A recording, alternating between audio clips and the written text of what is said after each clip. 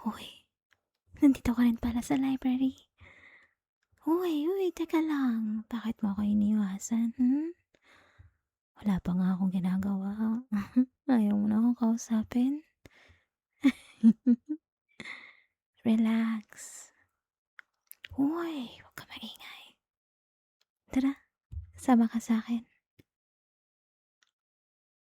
Saan? Hmm, dun tayo sa dulo ng hallway? 'Di ba gusto mong mag-review? Paano ka nalaman? Siyempre, kita naman sa dala mong books, eh. Isa pa, alam ko ng routine mo.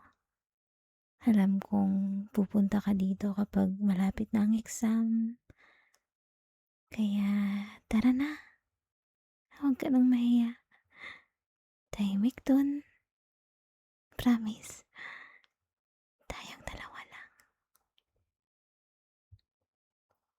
Hoy, anong tinitingin-tingin mo dyan?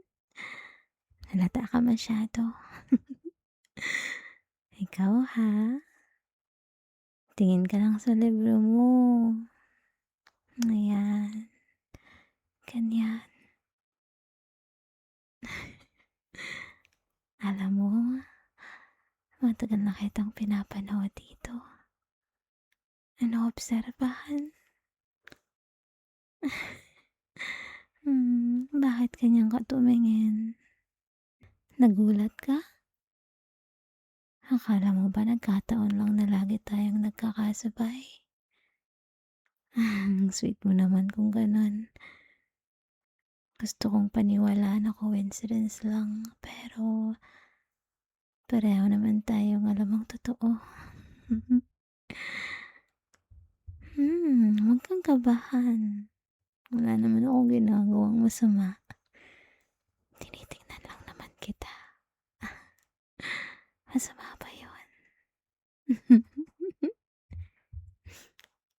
Lapit ka nga. Sige na, lapit ka pa. Relax ka lang. Library to. Kaya hinaan mo lang yung boses mo. Kaya gusto kitang lumapit. Ay para marinig mo mga sinasabi ko. Mahirap na. Baka magkaroon ng misinterpretation, diba? Bakit parang kinakabahan ka? Hindi ka sanay, no? Hindi ka sanay na may taong diretsang nagsasabi ng intention niya sa'yo? Nakakatuwa ka. Akala ko iiwas ka. Pero nandito ka pa rin. Sabagay, kung gusto mo talagang umiwas, matagal ka nang lumipat ng mesa. Pero hindi. Nandyan ka pa rin. Alam mo ang ibig sabihin nun? Gusto mo rin ako. Ay, grabe. Namula ka ba? O baka mali lang yung ilaw dito. Ang cute mo naman. Alam mo bang mas gusto kita kapag nahihiya ka? Alam mo kung bakit? Kasi doon ka pinakamadaling basahin. Ang expressive kasi ng face mo. Lahat ng maliliit mong reactions. Ang sarap tingnan. Parang ikaw. Siguro, ang sarap mo. Shh, huy. Ano yan? Ba't di ka na makatingin? Sure ka? Ayaw mo akong tingnan? Shh, hinaan mo boses mo. Baka marinig tayo. Ayoko pa naman na may ibang nakikisali sa oras nating dalawa. Hmm, selfish? Unfair? Hmm, siguro. Aminado naman ako na selfish ako.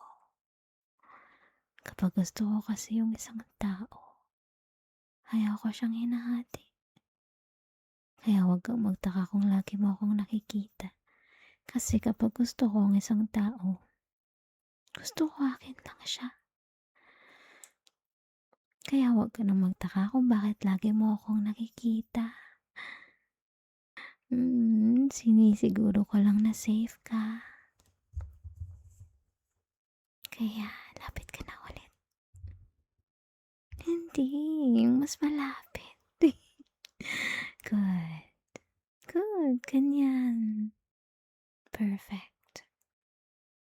Tandaan mo, mahirap ang pumulong kapag malayo ako sa tenga mo. Hindi mo basta naririnig ang mga sinasabi ko. Lapit ka nga ulit. Hindi, mas malapit pa. Sige na. Good. Ganyan. Bakit ka gustong lumalapit ka? Or mas malapit sa akin? Simple lang naman. Kasi naaamoy ko yung pabango mo. Bagay kasi sa'yo.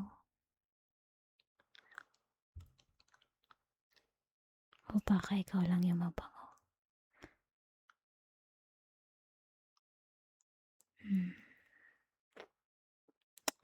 Grabe, bigla kang tumahimik. Ikaw ba? Iniisip mo rin ba yung naiisip ko?